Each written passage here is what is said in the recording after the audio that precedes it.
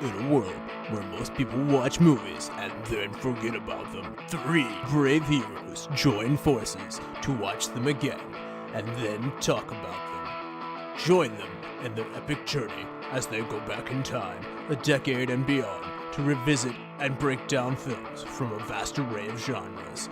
Do these movies hold up over time? Are they classics? Find out on Retro Movie Roundtable. Starring your hosts, Bryan, Frye, John Flack, and Russell Guest. Coming now to headphones in your ears. Hello, all you lords, ladies, and knights of the Retro Movie Roundtable. Welcome to the show where we watch movies, then talk about them. I'm your host, Russell Guest, and also your other host is Bryan Frye. Bryan, how are you doing? Good evening, everybody. I'm doing well, man. How are you? I'm doing great. From the mountains of Spokane, how are things out there? Oh, man, it's getting warm. That high desert's really coming into play, although I gotta say, even when it's 70 degrees here, it feels like it's 50, which is fantastic. Well, if that's not hot enough for you, we brought some hot heat for you. We got Chris Shreve from the Dallas-Fort Worth area. Chris, how are you? I'm doing great. Nice to finally get on the show with you guys. We haven't really kicked off the heat here in Texas yet, but it's on its way. Right now we're just in the waves of thunderstorms and hail. Okay. Gotcha. All right. Well, so first time on the show, I gotta say, Chris and Bryan and I all know each other. We all went to high school together. But Chris, down in Dallas, what is it you do? I'm a systems engineer for a defense contractor. That job is sort of unknown to most, but we're the guys that make all the pieces work together. So when you talk about being a mechanical engineer, electrical engineer, software engineer, we're the guys that bring all the pieces together, tell everybody what they got to do, and make the whole thing function as it should. So like defense, you mean like a wall, right? Yeah, exactly. Big defense, right? I make defense signs, and we take them out to football stadiums. Yeah. The letter D, and then the actual fence. Then the actual fence, right? That we manufacture thousands of those and distribute them to college football stadiums across the country. So what kind of customer service issues do you have when you accidentally say mail a fence? Like a full fence, like a chain link fence. Yeah, they're just like, you get the returns back, and they say they asked for a picket, and you gave a chain link, and they're really angry. Fantastic. It is good. Chris, I hear on the streets, I hear rumors that you like movies. This is true. I watch a lot of movies. Most of the stuff I watch is more recent than what we're looking at today. But my wife and I really enjoyed going to see movies when we lived in California. I worked in movie theater through high school, so I saw everything that came out between the years of 2000 to 2003. And yeah, I've always enjoyed it. And it's just now the kids are getting old enough. We actually went and saw The Avengers with my 5-year-old and 7-year-old like a few weeks back. And they sat through the whole thing. So. Wow, hey. Really? Yeah. That's a win. Man. Yeah. So we're getting back into seeing movies again. Yeah. Raising them right. That's good parenting, by the way. Yeah.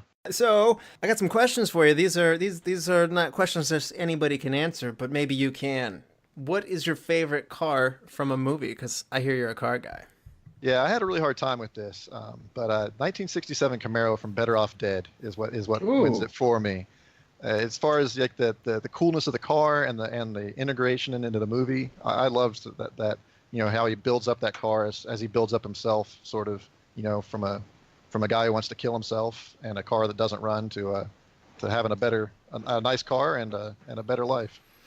So. Good movie too. That sounds like another good candidate for Retro Movie Roundtable at some point. Oh, yeah, absolutely. I really like that movie. I hadn't seen it in years. It's actually on YouTube. The entire thing is like on SD and YouTube. I almost watched it the other night. Yeah, oddly enough, I've been watching a lot of old 90s cartoons on YouTube. Like, I don't know if you guys remember this or not, but I was watching Pirates of Dark Water. But it's basically this kid, and he has like an amulet that leads him places for a reason. And anyway, one of the dangers of the sea is basically these oil slicks that they call dark water, and they just I remember this now. Yeah, it's purple, right? Well, sure. I guess depends on how good your CRT TV was back then. Okay. Next one for you though, Chris. First movie that you remember seeing as a kid. Yeah, this one's a little embarrassing, but the first movie I remember seeing as a kid is The Little Mermaid. Oh. And Yeah, I did not. My mom took me to that movie on my birthday. All I wanted to go do was go to the hobby shop and look at the trains. But my mom said we're going to go see The Little Mermaid, and that sticks out in my memory. No need to play it cool because I saw that one as well, and I liked it quite a bit, so I'm not ashamed. Yeah. I just, as soon as I started thinking about it, I was like, is that really the first movie I remember seeing? And sure enough, that's it. And then Under the Sea was in your head for the rest of the day. Well, we did get to go see the trains afterwards, so I think Under the Sea was out as soon as I got to go see the trains. Nice. No birthday would be complete without trains. And favorite auto chase scene from a movie, because today's movie, as we'll get to in a second here, is kind of the grandfather of the car chase scene. What's your favorite, though? It's the Moscow car chase scene in The Bourne Supremacy, where he's driving the taxi. Nice. I just love that movie so much, or that chase scene anyway. So is it negative? Like, is this a negative to car enthusiasts to say the chase scene in the Shelby at the end of Gone in 60 Seconds? Yeah, because you kind of see it get destroyed. Oh, okay. So that's like I don't know. Yeah, I don't mind seeing a taxi get beat all to hell, right? But seeing a classic car just get wrecked, it hurts me a little bit. Just a little bit. I don't know. Do they actually use a real car for that, or is it a kit car? I hope it's a kit car. I for like 2 seconds, I considered being like, yeah, I can't believe they wrecked 6 of them just to film that. But that was just a made-up fact that would have given me pleasure to hear the no. Yeah. So anyway, I would do that just to mess with you, but you kind of went, you got past it already, and I was like, all right, never mind. Yeah, I've healed. Your pick, Chris, is my picks, by the way. Yeah, I always wondered what they did in like Fast and the Furious. Like they've made 8 of these movies. I want to know how many like $100,000 cars they've wrecked in the making of those. You know how they do no animals were harmed in this movie? Oh no, the cars, they're pretty authentic. I want to see a disclaimer like we wrecked all the stuff. Like the Blues Brothers, where they set the record for those cars wrecked, right? Right. But 22 Jump Street, it's all very expensive. I mean, it looks cool, but it's just really expensive. You know, and there's been so many Fast and the Furious movies that I don't even remember all the cars that have gotten wrecked in them. But I don't really like the 1970 Charger from the first one. That one hurts a little bit. Yeah, I don't care whether the Super gets wrecked or not. Those things are crazy expensive on the street now. But well, then it wasn't a big deal, right? Because it kind of it wasn't as big of a deal. But the Mitsubishi Eclipse was like, yeah, the DSM from the DSM Eclipse from the beginning. Yeah, it's Well, without further ado, we're going to get into today's movie. As I mentioned, we've got the grandfather of all car chase scenes in this movie. We're looking at Bullitt from 1968. It was produced for a budget of $5.5 million, and it grosses a good bit money more than that, and it's at $42.3 million US. It places at number 5 in the box office this year, so a lot of people went to go see it. It comes in behind The Odd Couple, love that movie, and it comes in ahead of Romeo and Juliet, which I've seen that movie as well. So, and if you're curious to see what the number 1 movie from that year was, it was 2001: A Space Odyssey. And Bryan, you know what? Wouldn't it be nice if there was a podcast that had an episode that covered 2001: A Space Odyssey? Yeah, I still can't believe you guys did that one. Yeah, we did. Out of all of Stanley Kubrick's movies, you guys went with the one with maybe like 6 lines in the entire movie and the first 45 minutes of silence. Yep, and we did it. It's actually it's a high download, so it's still hanging in there in the top 10. So IMDb gives Bullitt, though, a 7.5 rating, and the critics of Rotten Tomatoes like this a good bit more. They give it a 97% fresh rating. Audiences of Rotten Tomatoes also like it a good bit more than the IMDb audiences. They give it an 85% fresh. It wins the Academy Award for Best Editing and was nominated for Best Sound. It also has 5 nominations from the BAFTA. Those are the British version of the Oscars, as mentioned before on this show. It also came away with some other interesting awards that are perhaps less known. It won the Alan Trustman Award in 1969 for Best Motion Picture. It won the National Society Film Critics Award for Best Cinematography, a la William Fracker. And it won the Golden Reel Award for Best Sound Editing. And it won the Golden Laurel Awards for Best Action Drama, Best Action Performance by Steve McQueen, and Best New Female Face by the lovely Jacqueline Bisset. Let's talk about this one a little bit. Chris, Bullitt, have you seen it before? If so, when? I had not seen this movie before. It's been sort of a, hey, car guys, ought to see this movie, and I've never seen it. So, but I came in expecting, an exciting action movie with cars front and center based on the lore that it gets within the car enthusiast world. and the fact that it has a special edition Mustang, basically every generation of that car named after it. Interesting. I didn't know that. Yeah. Yeah, there's been Bullitt Mustangs. Pretty much every like body style of Mustang has come out with a Bullitt edition at some point or another. Are they always Highland green? No, they're not. Yeah, that's the green color. Green didn't stick with it. Just high performance. Guess people trying to adopt Steve McQueen's cool. Man, he's got cool to spare. Highland green. That's the second most interesting green color adjective I've heard. I didn't know that's the color of it. I would have gone with like a forest green. It's a pretty dark green. Yeah, it is. For some reason I have this stuck in my head, but my mom used to drive an Infiniti QX4, and the only reason I remember all of this is when she was at the dealership, they were like, the only one we have is in Millennium Jade. And I was like, wow, that sounds fancy. Well, they can't just call it blue. Like that's too boring.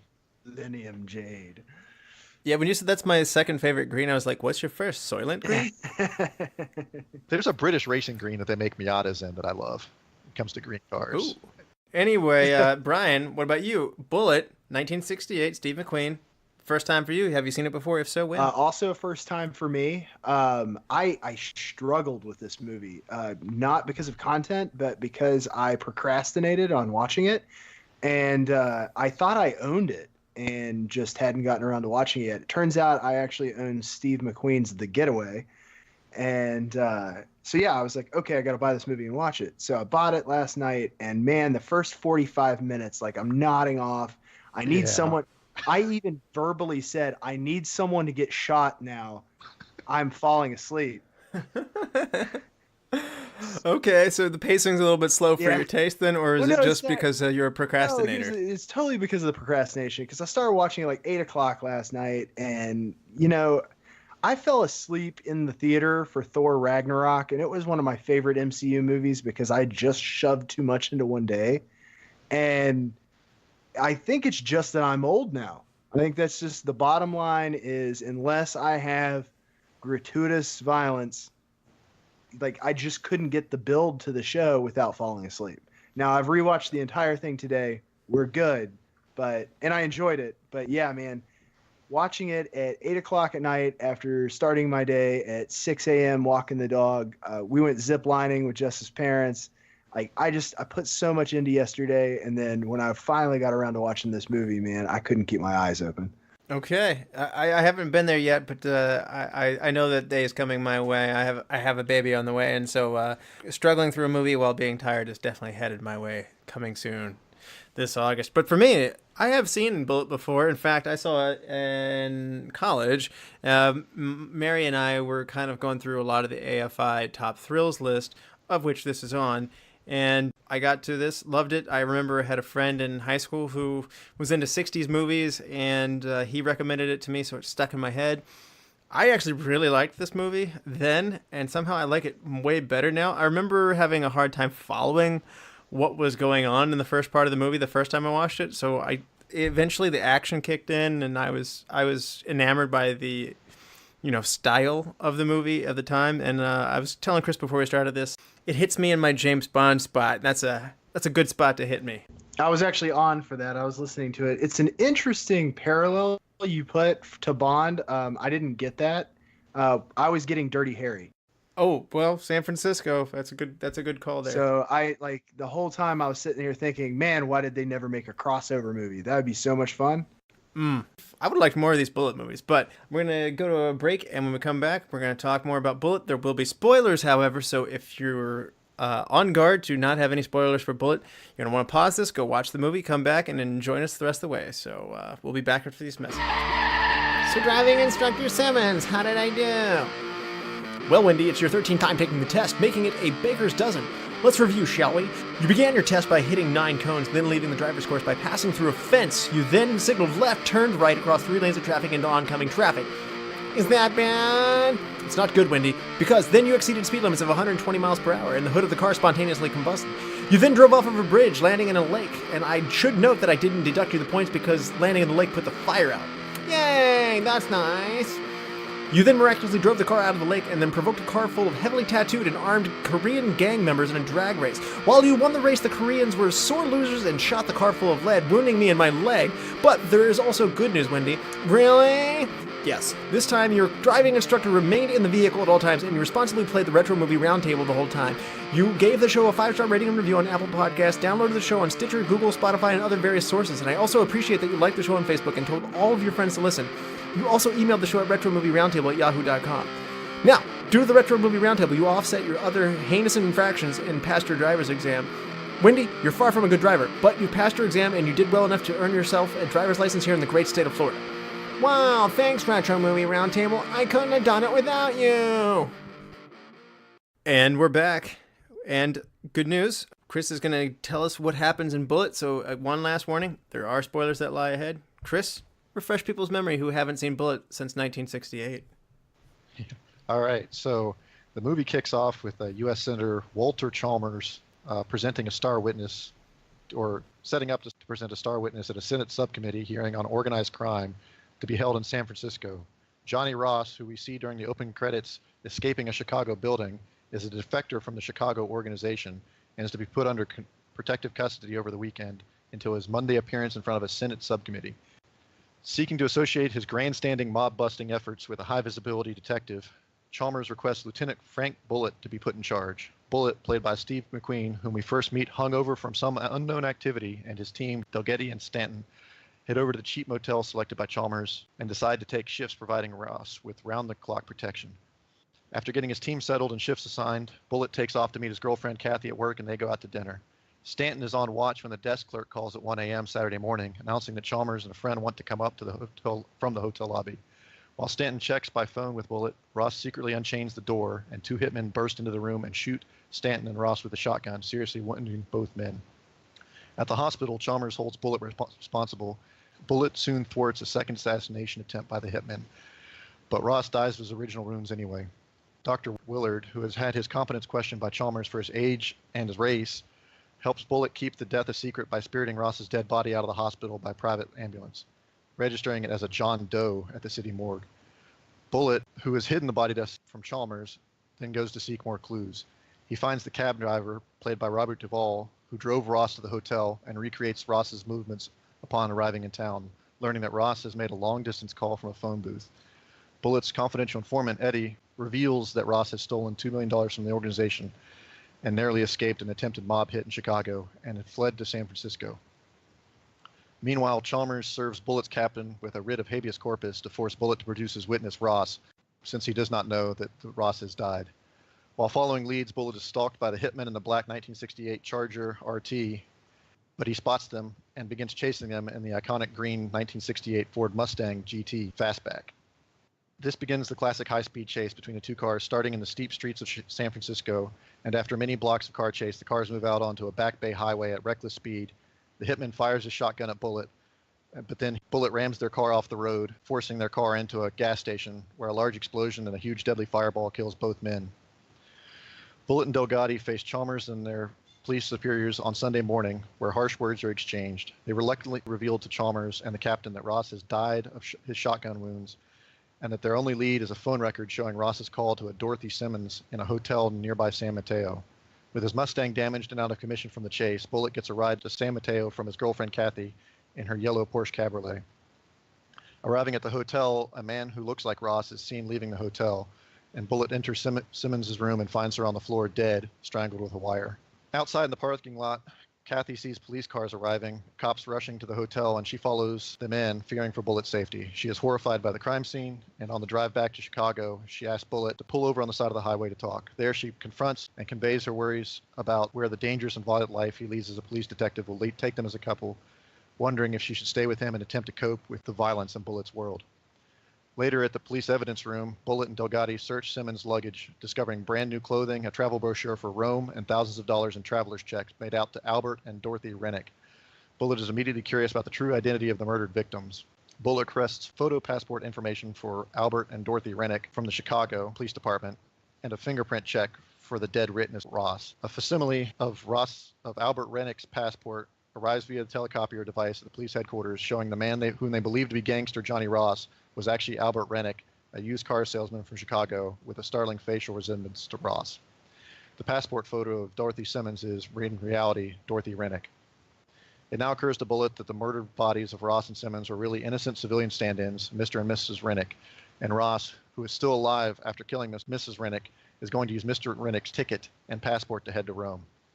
Bullitt points out to Chalmers that he has been made a fool by Ross, duped by Ross into endangering and causing the murders of both Rennicks to throw the mob off of Ross's tail as he prepares to escape to Europe. When Delgetti calls the airlines and finds the Rennicks are booked on an evening flight to Rome, he and Bullitt rush to the San Francisco International Airport, and they head to the Rome flight gate only to find out that Ross, as Rennick, did not actually board the flight and changed his ticket to a slightly earlier Pan Am flight to London that is already taxiing off the takeoff runway. Chalmers shows up and intrudes to lay claim to his witness Ross, but is again firmly rebuffed by Bullitt. With help from the airport tower, Bullitt has the plane stopped at the runway, but Ross escapes by jumping to the ground out of the rear cabin door. Bullitt follows, giving chase across the dark runways and taxiways between the jet aircraft, all while being shot at by Ross, before the chase heads into the crowded passenger terminal, where now Bullitt decides it's a good time to pull out his pistol. After a suspenseful moment where Bullitt can't identify Ross from other similar-looking travelers, we see him recognize Ross, who attempts to escape to the street and shoots two police officers before retreating from a suddenly locked door. Ross takes aim at Bullitt, but Bullitt shoots first and instantly kills Ross in front of a panicked crowd. Arriving at the shooting scene, the empty-handed Chalmers sees his witness plans for Ross have come apart, and so he skulks away to his black limousine. Early in the morning, Bullitt returns to his home to find Kathy asleep in his bed, having chosen to stay in the relationship, and we get a satisfied smile from Bullitt, fading to film credits. Well done. Very thorough. Love it. So, Bullitt, first question I have to ask is, Walter Chalmers, generic politician? Like, what is this guy's angle? I couldn't figure that out. Yeah, me neither. That's, when Bryan was talking about having a hard time figuring out, like, what the heck was going on in the beginning of the movie, I think he's just sort of like a stand-in evil politician or self-serving politician. Yeah. I don't know. My first question was, why is there a criminal witness testifying at a federal Senate subcommittee hearing happening in San Francisco? Yeah. Well, didn't they go into them choosing that as the location and why at some point in the beginning? I feel like they discussed that. If they did, I missed it. I don't know. Okay. I feel like they discussed it. I will say this, that I had a really hard time with Robert Vaughn because I kept seeing him in basketball. Yeah. I was like, man, he just really plays that part so well that he is years later like a greedy owner having to deal with Matt Stone and Trey Parker. He does slimy well for sure. What do you guys think about the actual development here? You again, you have a witness. He gets killed, seemingly lets it happen by unlocking the door. There's a lot of unanswered questions. You got the guy breathing down his back, and then he hides it as a John Doe. Do you like this kind of, I guess, detective work? Well, we kind of, so I never really understood why in the world Albert Rennick was unchaining the door. That's never really explained. Like, was he expecting the real Ross to come back and swap with him, and that's why, like, he unchained the door? I don't know. I didn't fully understand that. I don't think he thought he was going to be killed. I think he thought that the assassins would know it wasn't him, and they wanted the attempt to look real. I think that he put a phone call into his wife. They mentioned that specifically just before it had happened. So my guess is he's under the assumption she's coming. Yeah. That's a whole other theory. It's never really spelled out, but yeah, and then the detective work, I get, like, he's trying to hide the body so they won't close the case. So Bullitt thinks there's something screwy going on. So he hides the body. I'm good with that. It sort of makes sense. Personally, I like the unveiling, or I should say the unfolding, of how we end up having the Rennicks, as you mentioned. The wrong man was killed, so to speak, and Ross is still in play. In fact, he's the one masterminding this getaway. I particularly liked the back quarter of this movie. Yeah, the twist was good. I didn't see it coming, right? It's the twist. Yeah, the twist was good, but yeah. And so then my next question was, were those mob hitmen? They were following Bullitt around because presumably they know they didn't kill Ross, but I don't know. And then maybe they don't know what Ross told them. Yeah, maybe that's true. And Ross is still supposed to be alive. Remember, they spirited him away in the middle of the night, so they're probably assuming that he could lead them to him. Exactly. Yeah, maybe. Well, here's the plot. For professional hitmen that came in this hotel room, they hit one dude in the leg and the other guy in the shoulder, and then just run. I assume they didn't want to kill the policeman. I took the leg shot as a distinct method of, we're here to kill him, not you. Yeah, maybe. maybe. But you're right. For mobsters, why would they operate that way? I feel like a Zombieland double tap was in order here. Like, absolutely. Just that go ahead and finish the job. Yeah, and if you kill the policeman, he's not gonna like, because the whole the policeman's the one who tells Bullitt in the ambulance that who the killer was, right? Like just go ahead and kill them both. Because there's no other 5'10" gray-haired men in San Francisco. Yeah, well, yeah. Don't worry, that identification served him well when he led his car into a fireball of a car crash, and they said, "We got 2 innocent people dead." He's like, "No, I saw him. He had gray hair, and he had a shotgun." Well, it did help that he fired a couple rounds at his car. I mean, I think the penalty for shooting a Mustang of that quality is probably death by fire. Okay. Yeah. Okay. Bryan, why don't you give us a quick little cast rundown here? Absolutely. I had some surprises in this cast, man. Like really ones where I was like, oh, well, that's fun. So obviously we have Steve McQueen playing Bullitt. We have Robert Vaughn playing Chalmers. We have Jacqueline Bisset playing Kathy. Foxy lady. Yeah, she is really pretty. Like I was like, that's even then, I have a hard time with various decades and their hairstyles. Not that one. Don Gordon as Delgetti, Robert Duvall as Weisberg, Simon Oakland as Captain Bennett, Norman Fell as Baker, George Stanford Brown as Dr. Willard, Black Dr. Willard, yes. Dr. Willard, Justin Tarr as Eddie, Carl Reindel as Stanton, Felice Orlandi as Rennick or Johnny Ross, depending on who's who, Vic Tayback as Pete Ross or Victor Tayback. Robert Lipton is the first person without a name. He plays the first aide and also the guy with a sinister look on his face behind Chalmers most of the movie. Oh, really? Huh. Now, yeah, I see that now. You've got to have the one sinister henchman. Listen, he could be a friend to us. He could speak for us where it counts. I was just like, would you just punch that guy? Like, for whatever reason, like that scene, that guy was just like, this guy is just asking to be punched. Felice. I tell you what, can I just go really random here? The underwhelmingness of Steve McQueen's weapon was my biggest problem with this movie. Like, you got Dirty Harry's just rocking around with a Magnum. Like, definitely. I'm not saying he needed a Desert Eagle, but maybe like an old 1911 or something like that. Being like one of those. The Stub Nose 38 police special. Just the pocket gun. I mean, they're supposed to have it in their ankle holster. You're supposed to have the real deal up top. Yeah, that's a good point. Okay, so you want a little more firepower, or do you just want more gunfighting in general? Well, like I said, it could have used some more action in the beginning of it. Here's the thing. I don't want to understate the fact that I like this movie because it lacks it. I'm just saying that when I was falling asleep trying to watch this last night, it would have helped. Okay. So Steve McQueen, Mr. Cool at the time. Chris, how does he compress so much cool into one guy? I don't know. It's just... I have a hard time with him in this movie because it really is just Steve McQueen staring at things a lot of the time, and like I'm just supposed to like I didn't grow up like with Steve McQueen, so I don't get like he's cool. So they just sort of expect the audience to understand that he's Steve McQueen and he's cool, and it's cool to watch him stare at things. If you watch it with the captions on, it just says silently being cool. Yeah, exactly. Yeah, I was being.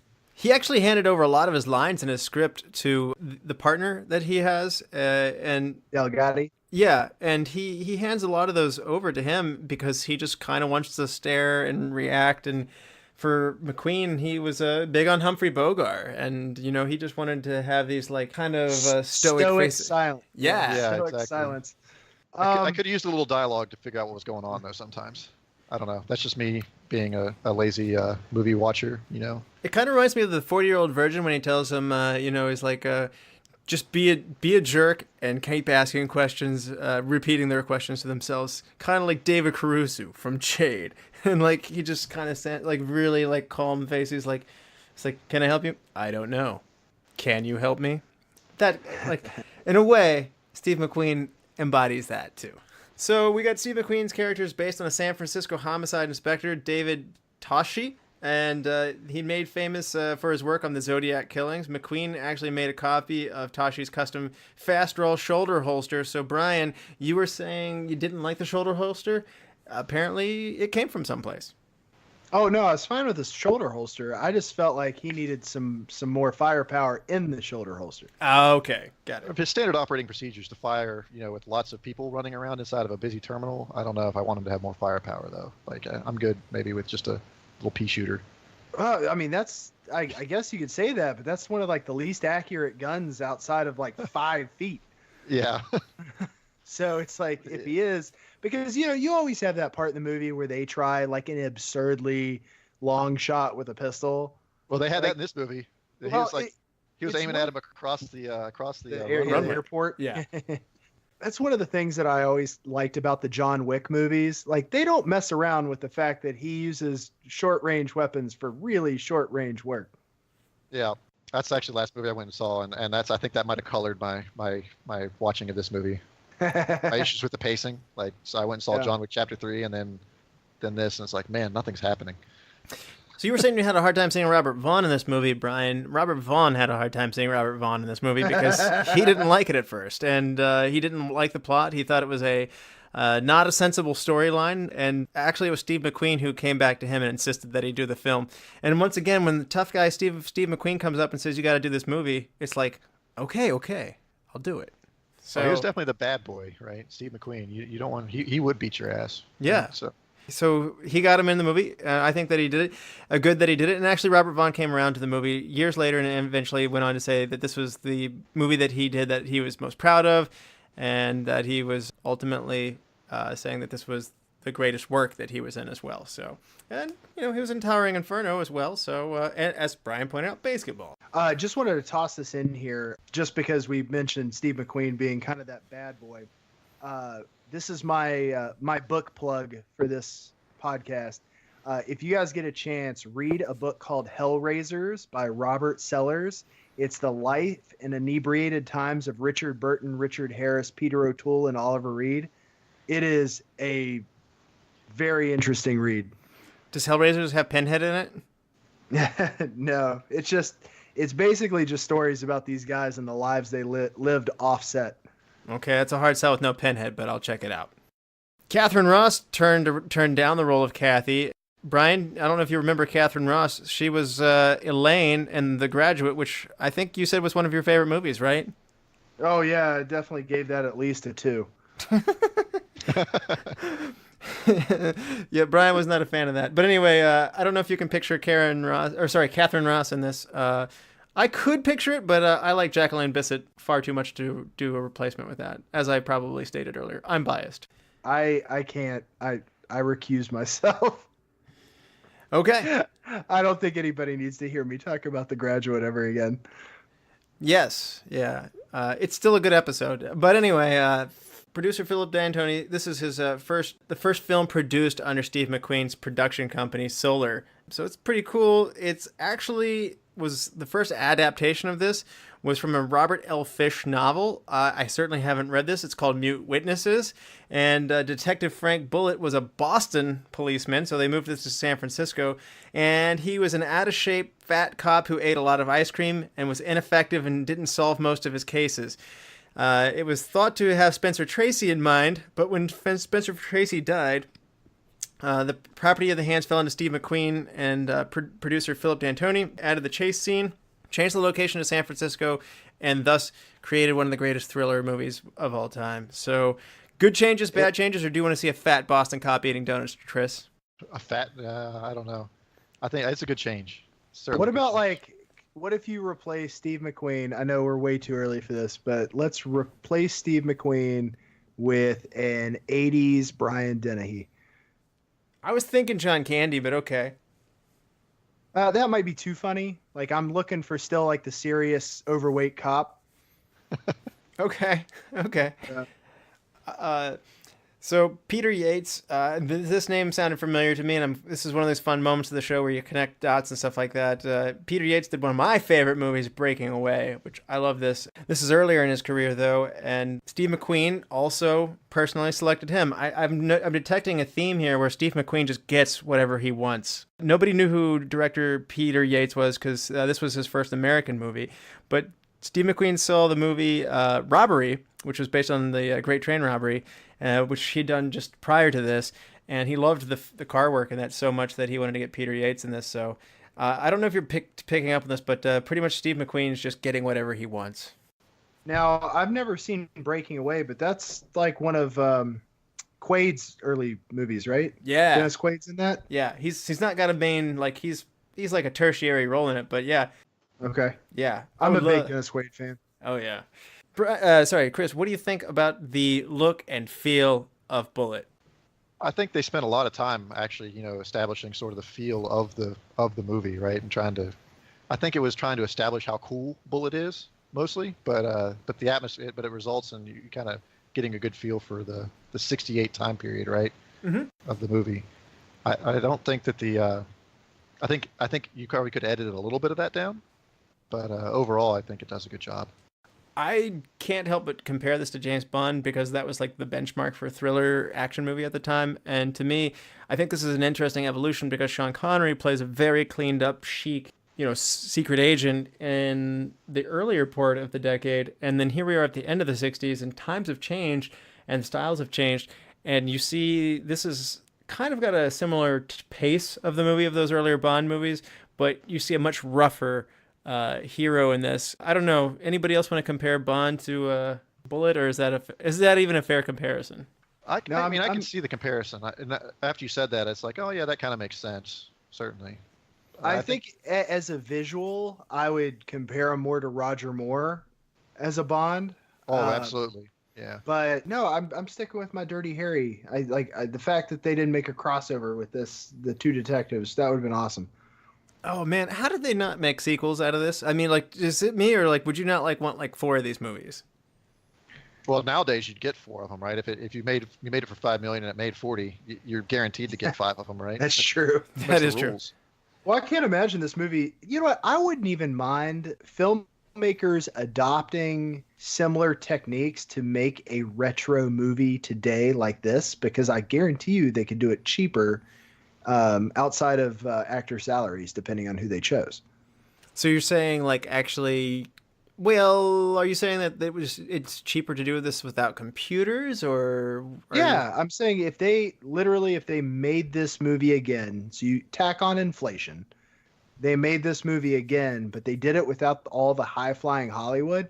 I could stand to see a couple movies come out just to, dip the toe in the water to see if you remember how Blair Witch Project blew everything up. Oh, yeah. And I'm not saying do shaky camera footage, but I'm saying if they adopt the same methods used to make this movie, hire some people that are up and coming and they don't need a ton of money, I'd go see a movie specifically filmed in an older style to see, what that would bring to film today.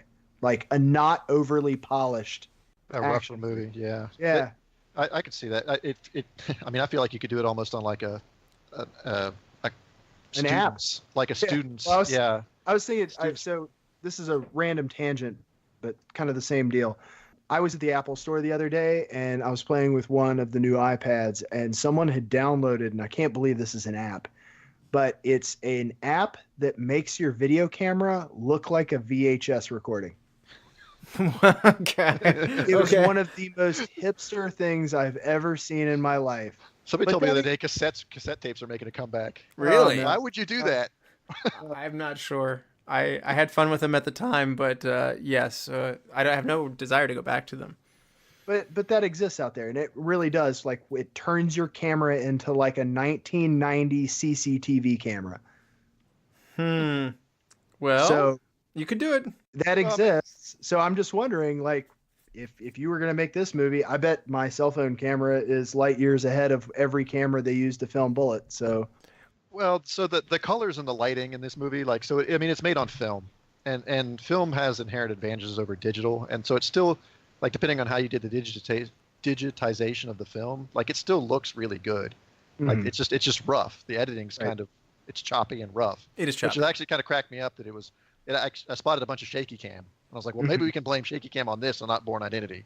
Like, one of the first things Peter Yates did, though, when he got this job was he persuaded Warner Brothers to buy him a lightweight Aeroflex camera, which is a kind of a handheld camera, which is what you're referring to with that like shaky footage. He wanted to have that in the car and give you some of those first-person shots to make you feel like you were in the car with Bullitt. Well, even in like the car chase, we had some like shaky camera motion. Like it wasn't like on a smooth, like we had camera motion and it wasn't on a smooth dolly. Mm-hmm. And it's just something I noticed. So I have a question for you guys. When we talk about the filming of this movie, one of the things I noticed is how out of frame or how questionable some of the shots were. For instance, when he pulls over and she's having an issue with everything she just saw and she's talking to him about it, you have a shot of Steve McQueen's ear, neck, and shoulder, which is completely blocking the bottom half of her face, while she does like a 5-minute monologue about how ugly his world is. Now, I have 1,000 issues with that scene to begin with, and not just the way it was shot. Oh, man. okay. I think you could have cut her completely out of this movie, and it would not have lost anything. Actually, unfortunately. Except she's pretty. Yeah. Yeah. Both of those statements are true, by the way. But I actually have some defense of that scene and the way they shot that, because I think they wanted you to show her eyes. And again, what's the part of your face that conveys the most emotion?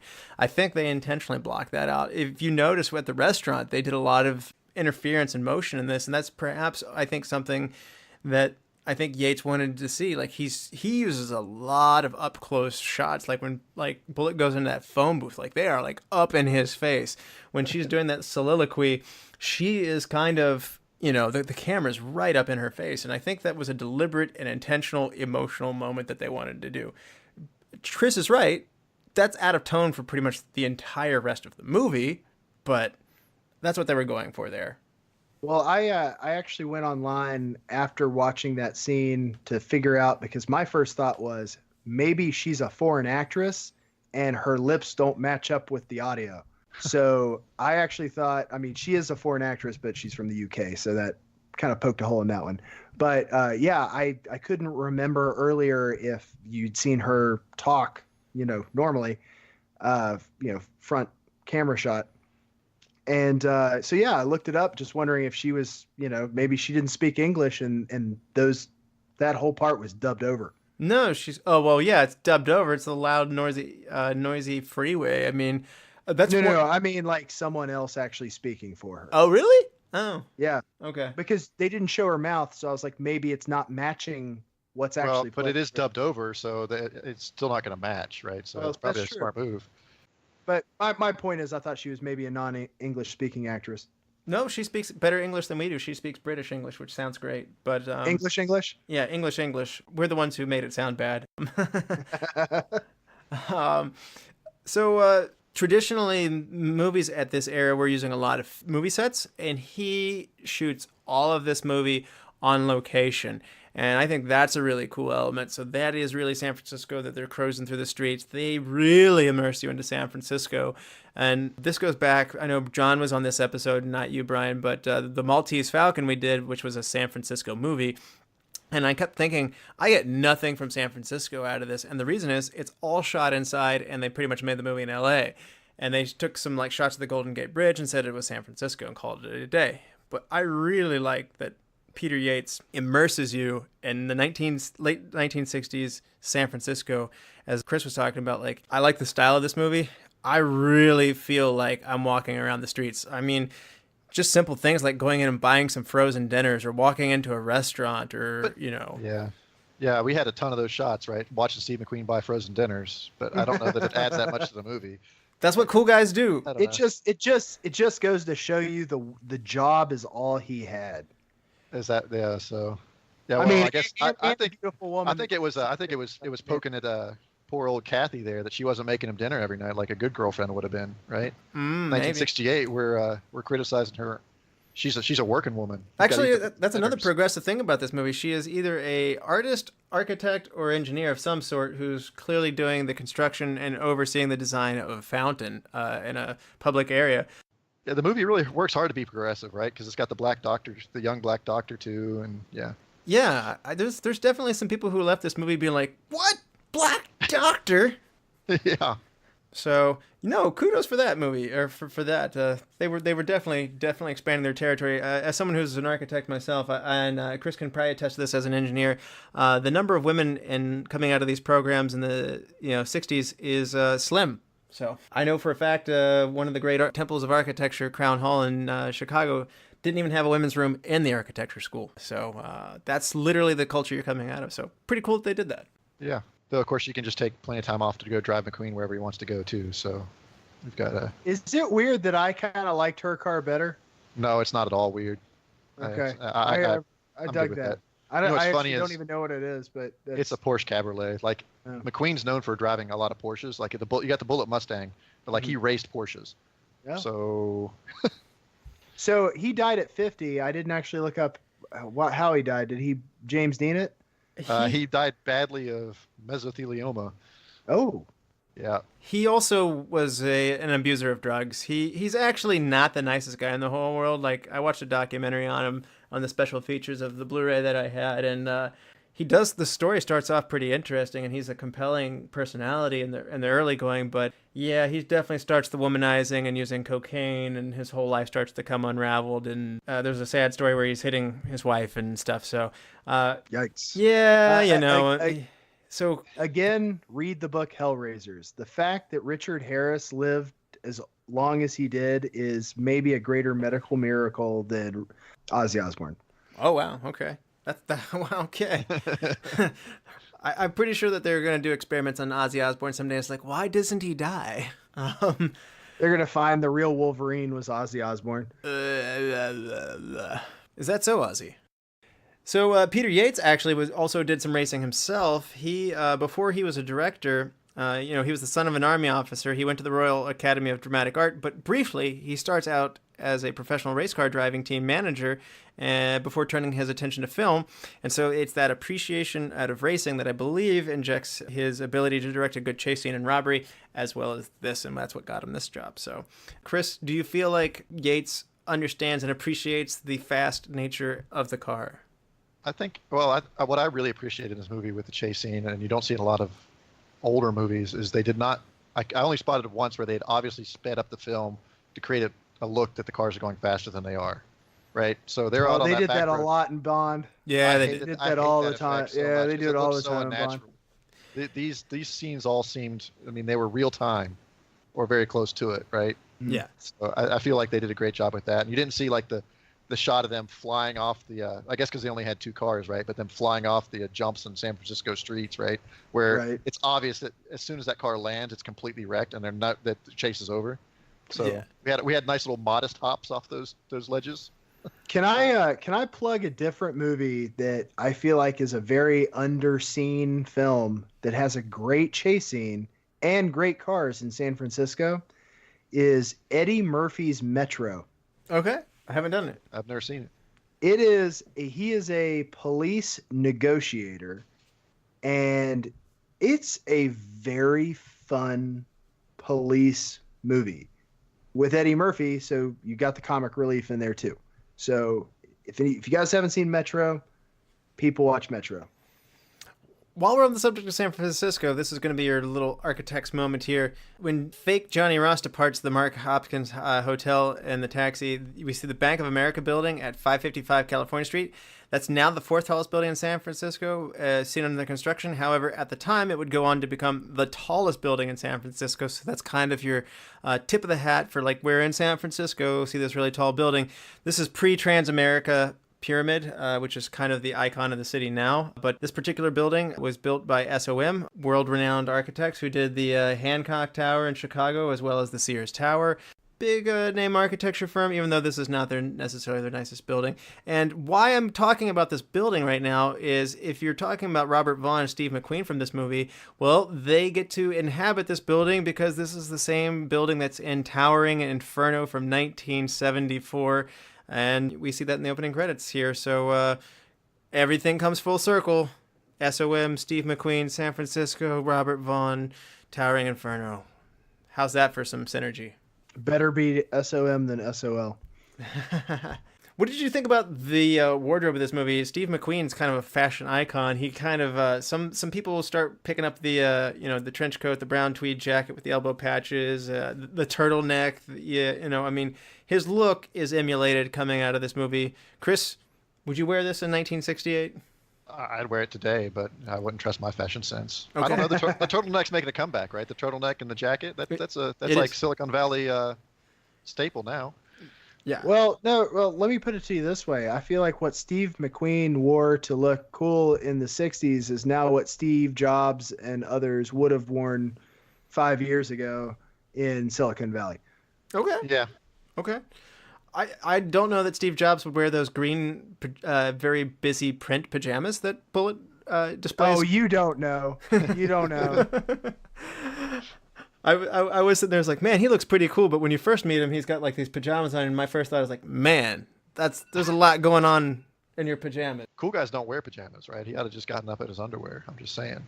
If we really want to attract that female audience to the movie. Oh, that's a good point. That's a good point. Yeah, you're right. He's very conservatively dressed. It must be cold in San Francisco. Speaking of something else in his apartment that I have to call out, did you notice how he unlocked the door? It like stuck out so much to me. This big lever, like. Yeah. I just assumed that was something he like kind of ran down the hallway, like when you buzz people in. Exactly. In modern times, like I think that wasn't in his apartment. I think that's something he had to go out into like the public hallway to do. Yeah, but first time watching this movie, I was like, is that how they did it in 1968? Surely they had like a magnetic lock. And then I realized, oh, it's San Francisco. It's an old town. This is an old building that he's in. This clearly is before the 60s. Like they could do better at this time. But again, that's Peter Yates immersing you in the world of, San Francisco. That's a frozen dinner moment, Pull the lever, unlock the door. There's so much of this movie that's dedicated to making phone calls, like telling people where you are and checking in. It's like, I was really glad to have cell phones in modern movies. We can just move that along. Right? Oh, my favorite's the fax machine. Did you not see that scene where they're all standing around the fax machine? I'm sure that was really, really cool in Telefax. 1968. Yeah, where they put the handset on top of the machine and it slowly prints out a picture. The camera, like Yates just sits them shooting there, looking at the machine for like 5 exactly. minutes. I take great pleasure in watching the glassed over look in my staff's eyes when I say, "Oh yeah, like a dot matrix printer." Well, it sounded like it. Yeah, the sound in this movie. I guess they said it was nominated for sounds, but we've got a full sound of that fax machine. Like it's right there, guys. That dot matrix sound. I don't know. When I did War Games, I thought this was going to be the hardest piece of old technology to top in Retro Movie Roundtable, but I think Bullitt did it with that fax machine, man. Telefax. They were really proud of that for sure. Well, the fact that they spent maybe 45 seconds of them standing there while it printed, they're like, "We got one of these to put in the movie." Like that. Let's talk about product placement for a minute. Like I feel like that was probably a good plug for Telefax at that point. Definitely. Do you want a device that's the size of a car that prints one sheet every 5 minutes? Yeah, and makes a loud buzzing sound while it does so? But I mean, this was an hour and 47-minute movie. Like that's not something normal for an action movie in the 60s. And it's because of things like let's stand here and stare at a fax machine for close to a minute. That's a good point. That's a good point. You don't see that in the Q Lab. Yeah. It prints out of his watch and it looks like a Croy. One other guy who wasn't stylish as Steve McQueen, I got to point out Justin Tarr's character, Eddie, who's the informant that basically gives bullets. Like this guy looks like a very interesting human being because he has a beard that like turns into a mustache and like his chin is completely shaved. So it's like mutton chops that like morph into a mustache, and he's got gigantic orange like lens glasses with thick black frames, and his hair slicked back, and he is rocking that big collar of the 70s. And actually this is 1968. I saw Eddie and I'm like, what year is it? Man, this guy's like ahead of his time. Like he's that absurd 70s guy. Okay, so I want to speak to this for just Maybe he a second. set the absurd 70s. People saw that and they're like, "That's my look." Well, back during the Civil War, there was a Union general named Ambrose Burnside that really was the first heavy coiner of this mustache. He's actually where they got sideburns from. Okay. The name. So anyway, he had the exact same thing, except it was much longer.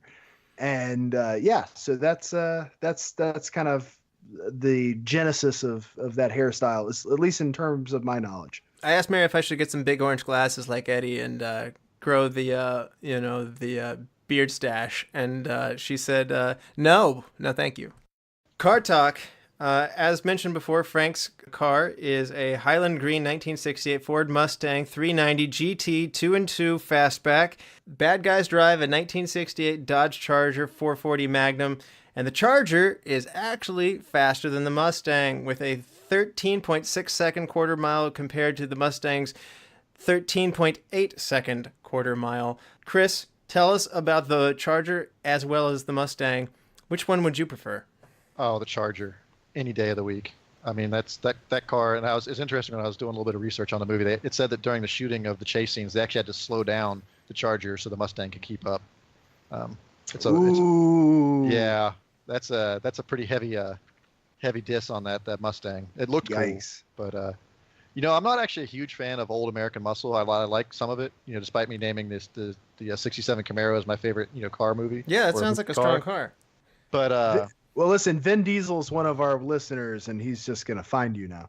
Yeah. So old American muscle certainly isn't my strong point, but that Chargers is the one I'd pick for certain. The Mustang, I guess it got a bump because of the Steve McQueen effect. If I was gonna go with a classic car, and this is clearly not for speed, I would be a classic T-Bird kind of guy. There's a guy that runs a '68 Camaro around the race circuit here around Dallas, and that thing he's got a twin turbo V8 in the thing, makes like 1,200 horsepower, and it moves. That car is cool. That's my So Chris, how would you compliment the driving of somebody who does time trial racing yourself? Steve McQueen actually does a great deal of the races himself, a great deal of the stunt driving himself. A little bit of it's Bud Elkins as well, and you can see McQueen in the car when it's him, and as he's driving around, and that's no movie magic because he's really driving a great deal of the time. So, how's Steve McQueen's driving? I think it looks good. I mean, for the most part, it's well done, right? And I appreciated that the cars didn't run completely clean through the streets of San Francisco. We got a little bumping and grinding on the side rails. Freeway, yeah. Yeah. There's definitely one scene where they tried to edit it out, but you clearly see one car smash into the side of like one of the parallel park cars. Yeah, exactly. So you got to wonder whether that car was actually part of the set design, or whether that was just some dude parked his car on the side of the street in San Francisco and they just ran into it. So you know how at the very end of the movie you see Chalmers get into the car and it says "Support your local police"? Yeah.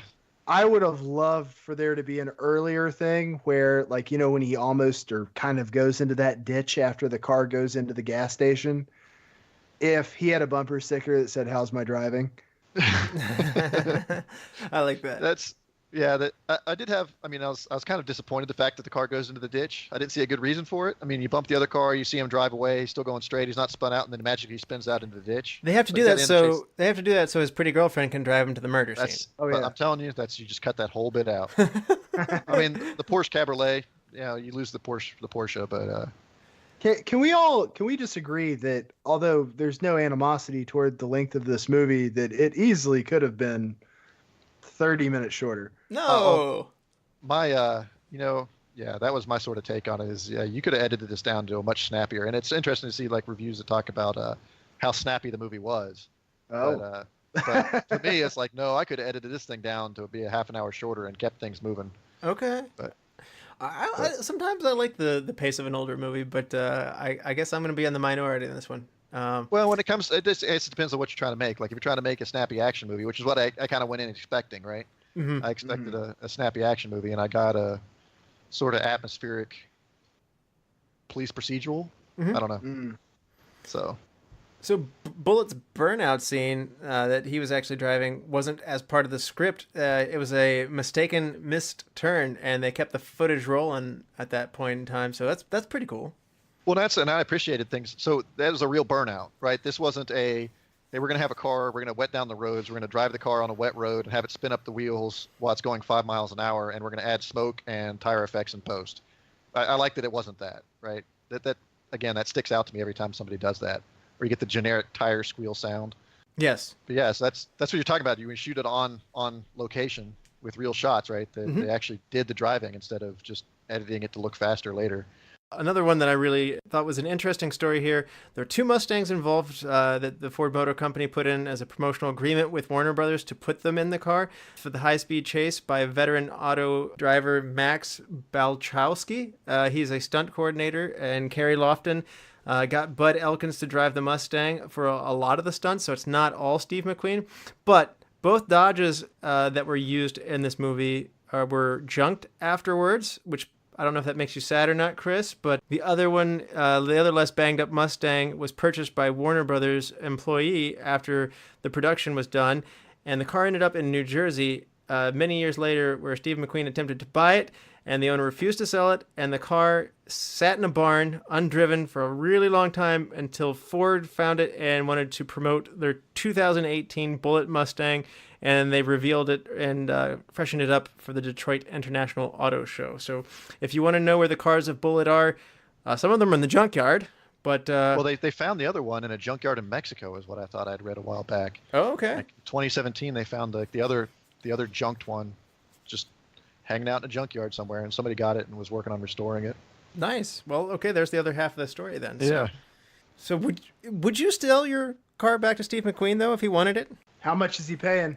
That's what I'm saying. He's not a nice guy, right? So maybe he's told him that's my car, and offered him $5 and said go to hell. Yeah. I bet I could see him coming up real short. Like I bet Ford paid him like $3 million, and Steve McQueen was like $50K. Yeah. And I won't punch you in the face. Exactly. It's a hard I don't know. At that point, with all the cocaine, he probably didn't have a whole lot behind that punch. Might be. That could be, for sure. Peter Yates calls for the speeds of this movie to be around 75 to 80 miles per hour, but once McQueen and the other stunt drivers got going, they took it to speeds of over 110 miles per hour, which for our European listeners, that's around 77 kilometers per hour. So filming the chase scene took over 3 weeks. It should be 177 kilometers an hour. Oh. Yeah. Oh, I'm sorry. 177 kilometers an hour. I didn't read. That's what I get for not writing a number out and writing out words. So, but you're right.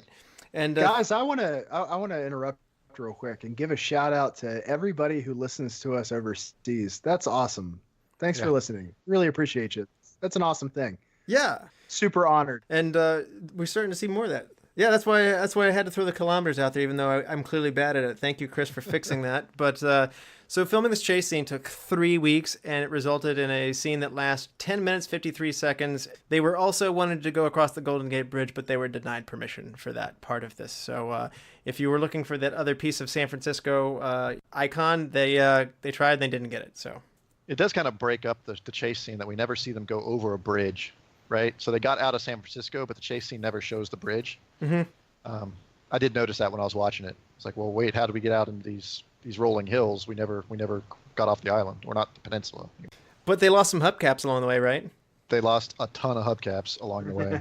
Yeah, the editor on this must have just been cursing them the entire time. He's like gave them all these continuity errors in chase scene and just said, hey, make something out of this, because the hubcaps were, I don't know, I didn't count.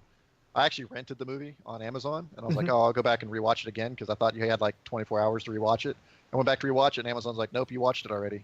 Well, it's like, boo, Amazon. Yeah, boo. Wow. Amazon, step up your game. Apple Movies would have let you watch that again. Yeah. 48 hours, man. Yeah. First scene leaving the garage, where we see the men in Chicago kind of making this getaway scene. There's a lot of camera work going on, and it's really interesting. Definitely some good visual style here. But if you pay attention, in the parking garage, you'll see a green Jaguar D-type car. That is Steve McQueen's Jaguar. So more car talk. More cars that Steve McQueen wasn't driving a Mustang, right? It's sort of like seeing Shaq in a Buick nowadays. Like, if Steve McQueen wasn't driving a Mustang, and Shaq's not driving a Peyton Buick. Manning. No, Peyton Manning's my favorite. Yeah, that one. Or what's the McConaughey. Yeah, McConaughey. He's like, McConaughey and a Lincoln. That's why I drive a Lincoln. And I'm like, I call bull, and that's straight out of How to Lose a Guy in 10 Days. That's right. By the way, I found it hilarious that you guys reviewed that movie with Chad. Like that. I was like, He said, "You got to do this, man." that's like one of my wife's favorite movies. She did not appreciate the review that much. Oh no. Hey, well, See, I have the luxury of my wife completely ignoring the fact that I do this. She's like, nah, I'm good. I hear you prattle about movies too much already. I don't need to listen to you do it on an hour-and-a-half podcast. That's fair. That's fair. One last one. In 2008, Motor Trend magazine did an article promoting the 40th anniversary of the edition of the Bullitt Mustang because Dodge had also brought back the Charger at that point in time. The article featured a promotional gimmick photographing the 2008 Mustang and the 2008 Charger, simulating the famous chase scene where the writers breaking down the chase moment by moment to explain each car's strengths and weaknesses under the new performances of the new machines. So, again, as Chris mentioned, the car companies are always happy to come back to this one. Yeah, they've used this to sell a lot of cars. So that's why I was surprised the car wasn't more prominently featured. Outside of the chase scene, we really didn't see the Mustang that much. We saw it like 2 scenes. Yeah, we saw him drive it beforehand. Yeah, we'd like see him pull up to a building. And that's about it. Okay. I'll admit that when this movie was chosen, I expected it to be as car-centric as Gone in 60 Seconds and Oh, no. Fast and Furious. It's a detective movie first. Yeah, It is. I didn't read anything. I just, again, this was procrastination.com, but I thought it was going to be a bunch of car stuff. Like, I've got to get here real quick.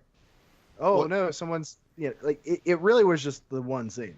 Well, and what surprised me, I guess, is that the actor, Steve McQueen, has no relationship with the car. And that's, as a car guy, like, I'm not saying he needs to love the car, but he just drives it, right? He doesn't. There's no talking about it to any other actors or any other actors acknowledging that he's driving a cool car. That's just Steve McQueen in general. Like there's just him just driving his car. That's just his Mustang. That's what he does in general. He just drives life. He doesn't seem particularly worried that he just wrecked it in a ditch. He's just perfectly fine to go drive his girlfriend's Porsche, Yeah. So the music of this, I actually really dug this, and that's probably part of what hit me in the James Bond spot that I like. The Lalo Schifrin score, I really dig this, and for some reason it captures a full range of moods for me. I like the sleuthy scenes. I like the big action moments. You got this brass. I don't necessarily think of this as intense music, but you know what? In the moment, it was intense, and I liked it. Yeah, I really enjoyed the music in this movie. I thought that it added a lot to it.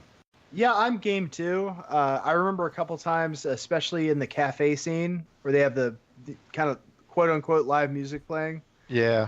Like that was maybe my, all right, I'm going to tack it up there. Best scene. Okay. Well, I thought Ron Burgundy would come on and play some jazz flute at any given moment there. All right, look for this. Chris, do you have any look for this moments?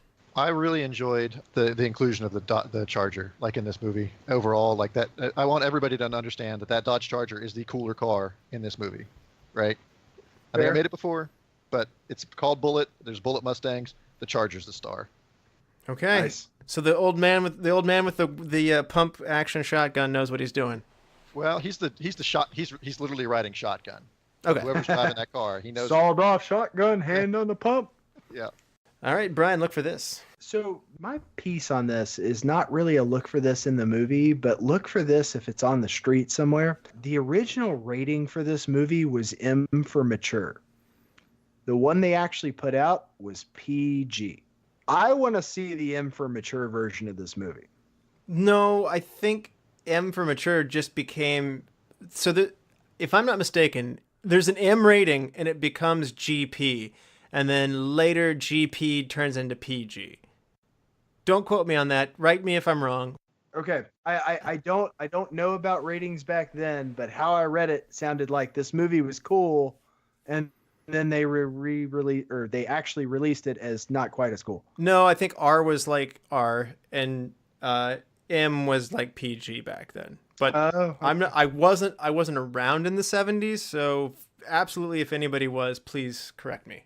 So Okay. No, we want to hear from you. Please let us know whether or not this movie actually has a cooler version out there somewhere in a film vault in Hollywood. Steve McQueen dropping F-bombs. So I'm actually going to go for a look at this moment. Kind of what Chris said. There was a little bit of staging here. If you look closely, and I had to go back a second time after reading this, the Volkswagen Beetle during the chase scene, the same dark colored Volkswagen Beetle drives by at least 3 times, and the white Pontiac Firebird is seen 3 times as well. So at least. Then Daddy took it away. Yeah. So there is some degree of staging. So the extra cars were used. But again, this happens in new movies. I've mentioned this before. Batman is shot here in Pittsburgh. The Dark Knight Rises, and I can see it's such like they're just driving around the same block over and over again. It doesn't look like it in the movie to anybody else, but when you're local, you're just like, that is a circle. Yeah. With the same cars, at least they change out the cars these days, right? I didn't catch that the Beetle was in there, though. That's interesting. I was paying too much attention to the Charger and the Mustang. I wasn't watching the other cars. That's fair. The Beetle doesn't have the count. New game, though. I want to introduce this and the look for this moment. Over, under, what is the body count of this movie? Price is Right rules, so if you go over, you bust. Chris, how many deaths are there in this movie? 4.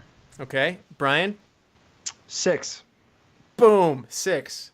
6. That was a fun game. We need to play that with during John that. Wick. Okay. Chris, you ready to hand out some awards? Yeah. So the MVP for me was the editor. Like I said, with that chase scene, it seemed to me like they just handed him a ton of footage and said, "Hey, make something that actually makes sense out of this," and it kind of works. You don't lose the thread of the cars racing around San Francisco. Sometimes you get the too many cuts and you sort of lose what's happening, right?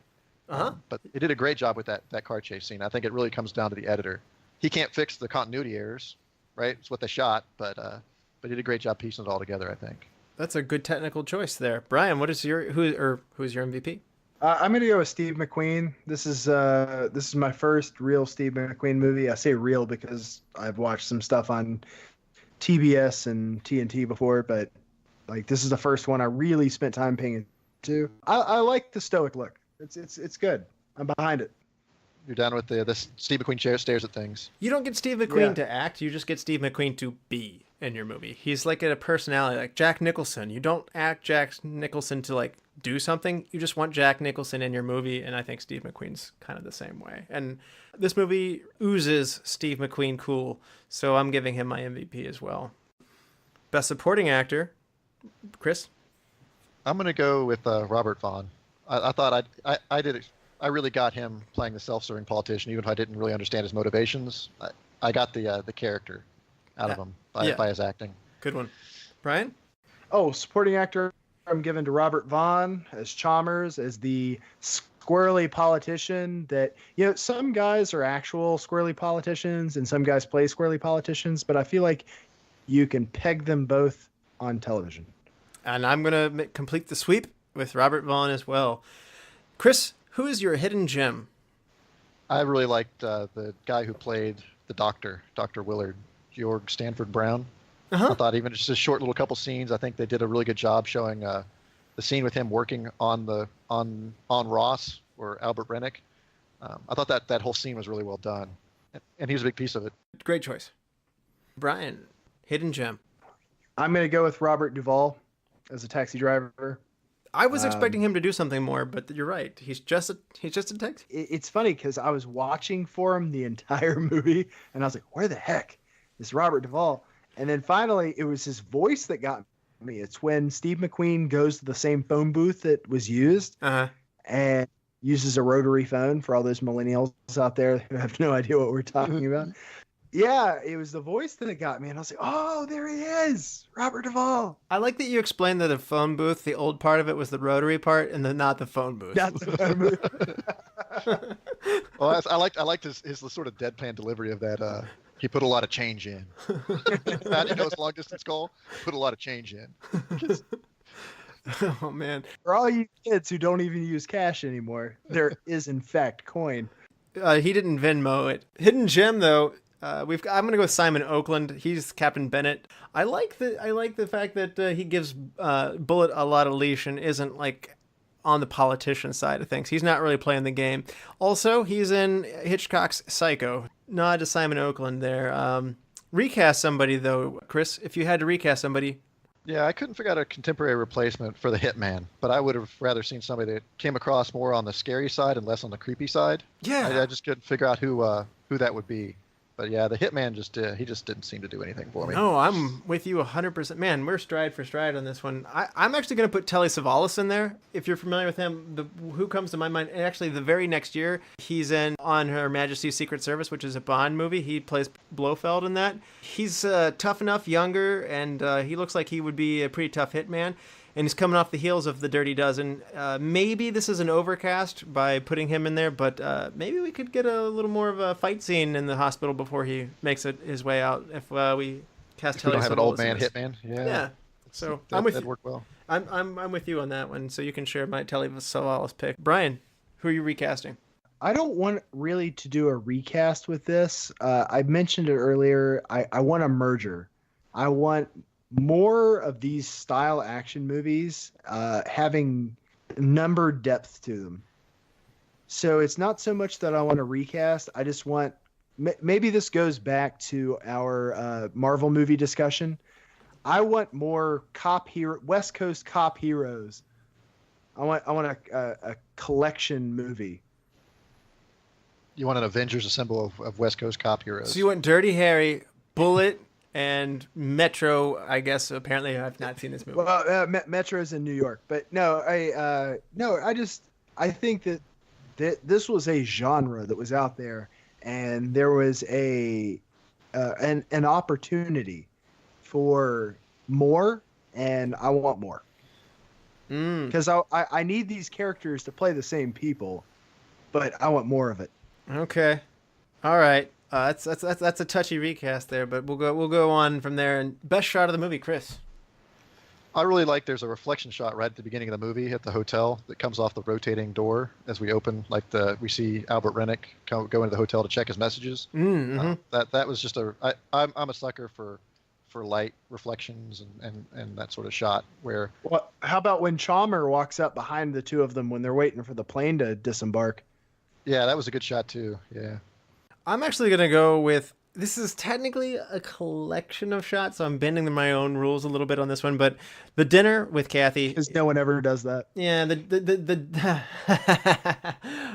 dinner with Kathy is going to be, there's a collection of really good shots in here. It shows you that they're on location. It shows you that they're in a restaurant. There's stuff moving in front of the camera. It's in there, and in a way, I really feel like I'm there with them. And I just somehow feel like that's one of the most immersive scenes of the movie. So I'm going to go with Dinner with Kathy. Best scene, Chris. I actually laughed out loud when his captain told him to play it by the book. And you need to play this one by the book. And it just, that had the most impact to me. Anything else in the whole damn movie. Okay. Nothing's by the book. I don't know how far back does that go, right? I'd be interested to see what's the earliest case of a captain telling his detective to play it by the book.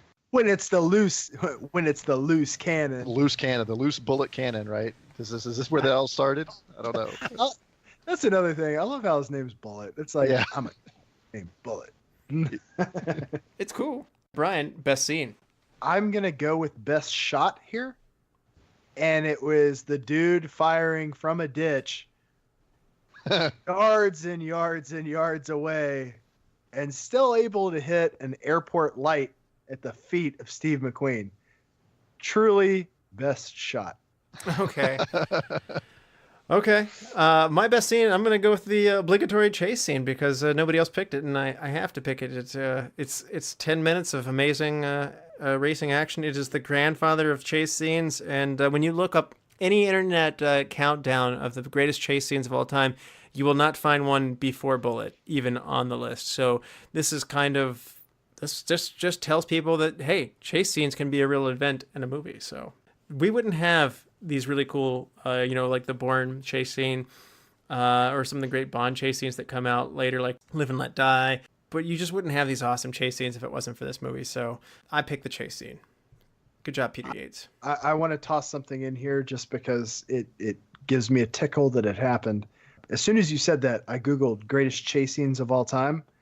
And the first thing, I'm not going to say it's numbered in correct order, but the first thing that comes up is Robert De Niro's movie Ronin, which is one of my favorite movies of all time. I actually just made my father-in-law watch it for the first time. And it does have a fantastic chase scene in it. And it is the only thing in front of Bullitt. No, that's fair. And I'm not even just talking about how good it was. I'm talking about, like, there's nothing with an earlier year than Bullitt on any of these countdowns. And, like, this, as Chris mentioned, a lot of the movies at this era are just speeding up the car action. And so I feel like this is the escalation of this kind of scene. So according to Google, in terms of their popular on the web listing, it's Ronin, Bullitt, French Connection, Bourne Identity, Fast Five, Original Gone in 60 Seconds, Smokey and the Bandit, Blues Brothers. Okay. It's a good list. No. I wanted to plug Ronin because I feel like a lot of people probably haven't seen it. And if you get a chance, Sean Bean's in it and doesn't die. Like, that's a big thing. You spoiled it. It really doesn't. Change. It really doesn't. So change one thing, Chris. I would eliminate the entire Kathy storyline. I think it doesn't add that much. I know we like the shot in the restaurant, but I don't think her monologue in particular was quite abrasive. More on that in a second. We've been stride for stride, but this is where we part paths. But close. Bryan, you go first, though. Subtract 30 minutes. Dang, cold-blooded. Like there's 30 minutes of gut out there that didn't need to happen. And I have a little, like, look, I'm going to take this as it is because I own it now and I will watch it again. But no, it didn't need that extra 30 minutes. Okay. Like, am I happy it's there? Sure. I mean, that's 30 more minutes of film I get to watch. I'm always happy about that. Unless the movie is Alexander. But it's like one of the biggest movies we go to punch. That's one of our punching bags. Chad hates it. I hate it. If you want to Bryan talk about a movie that went way too long, yeah, I'm on board. Yeah. I don't know if I mentioned this in previous punching bag moments of Alexander, but I saw the midnight showing of it. Oof. Yeah, you've mentioned. Yeah. Thank God I was in my teens. Like, I couldn't do that now. I would have been unconscious. I would have been snoring in that movie theater now. So my change one thing is going to be similar to Chris's, only I see a problem with Kathy's character. I see that she feels attached. She's there for sex appeal. And while I like Jacqueline Bisset for aesthetic reasons, I believe that we should also be giving her value in the movie. I think it is good to put a woman in the movie. I think it is good that Bullitt has depth outside of this, but you have to give the character something to do.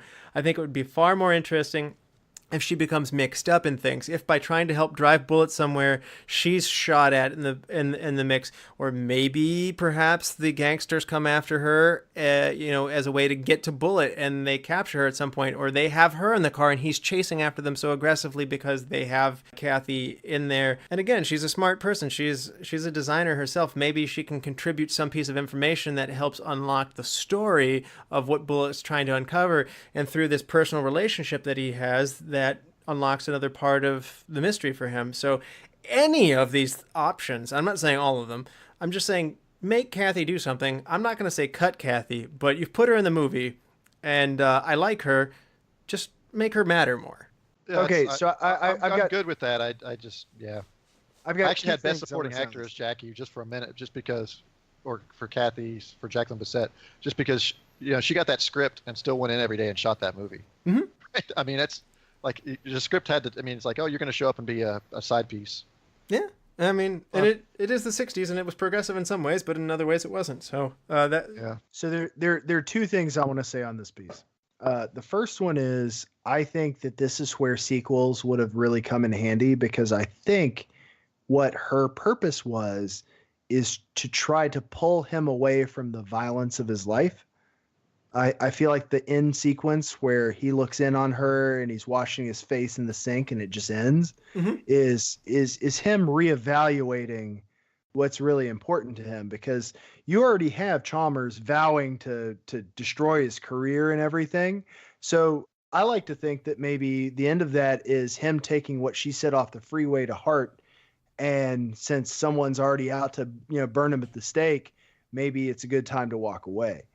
The second thing I'll say on it is when you have a love interest in a movie, which I didn't find super evident at first, because he has the part where he comes into her place of business and they're joking and everything. I didn't really realize that's who he was with. And did anybody else notice that she was sitting super far away from him at the dinner table? So I thought he was just kind of like making eyes at her, and she's just like, okay.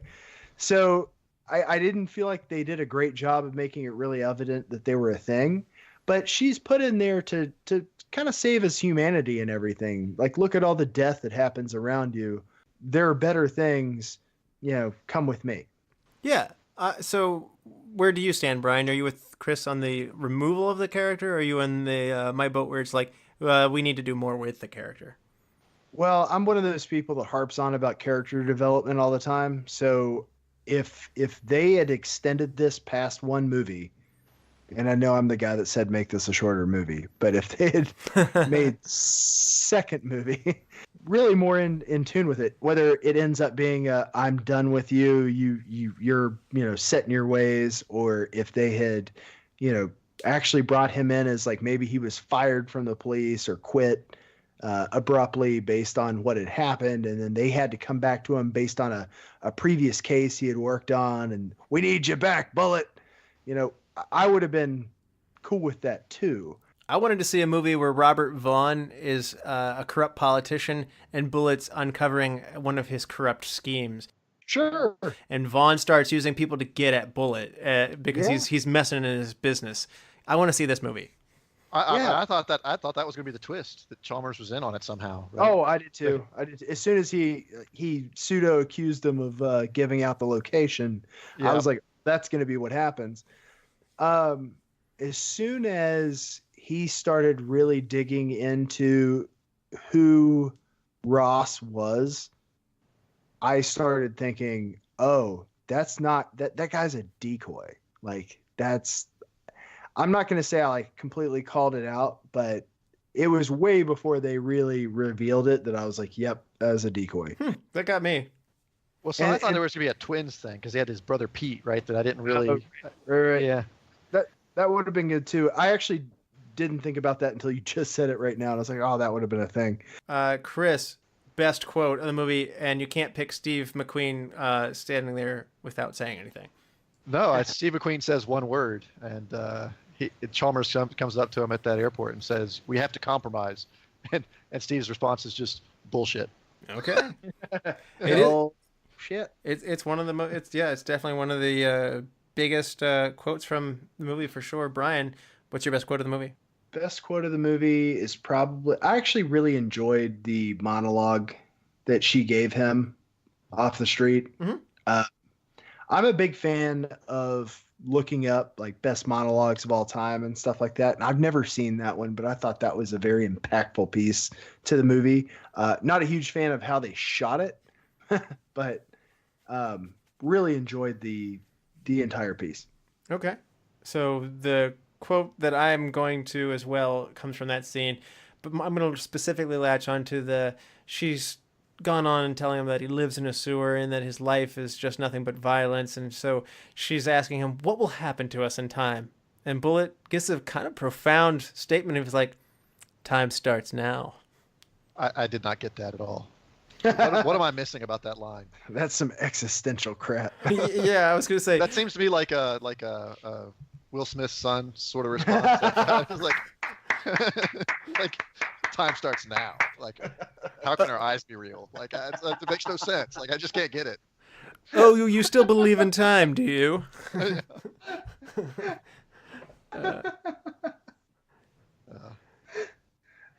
That's awesome. I'm very happy with that reference. So, Chris, it's time to rate this movie on a 5-star scale, what would you rate Bullitt? I'd go 3 out of 5. There's a lot of pieces I really like to it, but like Bryan, I think it really needed a little bit of a weight loss. You could have cut a bunch of stuff from the movie and made it a little bit more snappy. Wow. Okay. Bryan, 5-star scale. I'm gonna give it a 4. I think it's rewatchable. I think it's a solid movie. Does it have flaws? Sure, but it's enjoyable. I think it's important for when I criticize people younger than me and how they view things. I think it's important that folks our age view things through the same lens. Like, enjoy what was enjoyable before. You don't have to change for change's sake. So yeah, 4. I was borderline 4.5, but I'm going to also match your review and give this one a 4. To me, the style makes me tilt towards going 4.5, but as we were talking about with Jacqueline Bisset's character, perhaps some of the murkiness and the political scene of who is this politician guy and what is his motives. When you start to really pick apart some stuff, I feel like it is an action movie at the end of the day, but I feel like there's some of this because it's got dramatic elements and it's almost really good at that. And I feel like Yates has the look and the steel and the style of a better movie, but with just a little better on the writing. This could have gone from a 4 to 4.5, maybe 5. But I mean, I'm with you, Bryan. I'm hitting that 4 mark. Right on. Bryan, you want to help me pick a movie for next time? Absolutely. Let's go. We're gonna get into some campy science fiction stuff from the 80s. Is the general theme of what I'm about to throw your way. Going a little bit off the beaten track, but we'll see how you like this. Option 1: Killer Clowns from Outer Space. That's with a K for clowns. From 1988, aliens who look like clowns come from outer space to terrorize a small town. Option 2, Rock or Rule from 1983. A malevolent rock star kidnaps a female singer to force her to participate in the summoning of a demon, and her band must help her stop him.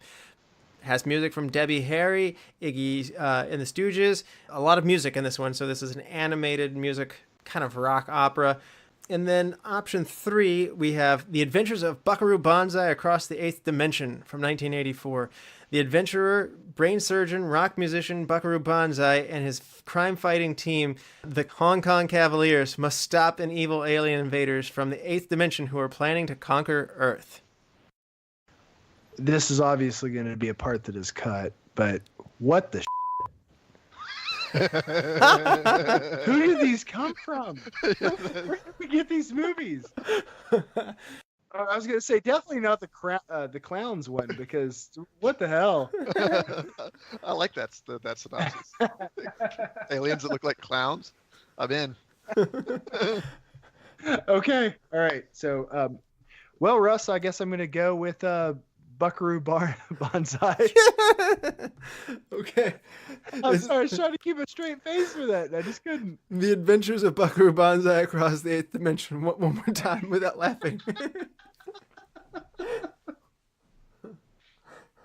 I'm sorry I'm missing the Mystery Science Theater episode. I'm really down on this.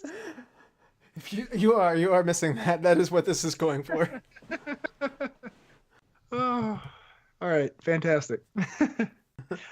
We're gonna get weird and robotic with this. It's straight out of Mystery Science Theater. So, Chris, thank you so much for coming on the show for your first time. We hope you had fun. We had fun with you. Yeah, thanks so much for having me. And to all you lords, ladies, and knights of the Retro Movie Roundtable, we invite you to reach out to us. We want to hear from you. Subscribe to us on iTunes, Stitcher, Spotify, wherever you get your podcast from. Give us a rating and review, particularly on iTunes. Those ratings and reviews really help bring others to the show. It's the number one thing you can do to help us out. We really appreciate it. And it doesn't even take much time on your part. Give us a like on Facebook. You can follow along with the movies we do. We can give some feedback from you each week. Give us your thoughts and argue with us and tell us why we're wrong. Or tell us what you loved about the movie. And also email us at retromovieroundtable@yahoo.com if you have more expansive thoughts, something lengthier, or if you want to be on the show yourself. As always, thank you for listening. Be good to each other and watch more movies. Bryan? I try to learn your ways, understand your obsessions. But this baseball, it's so bleeding boring, isn't it?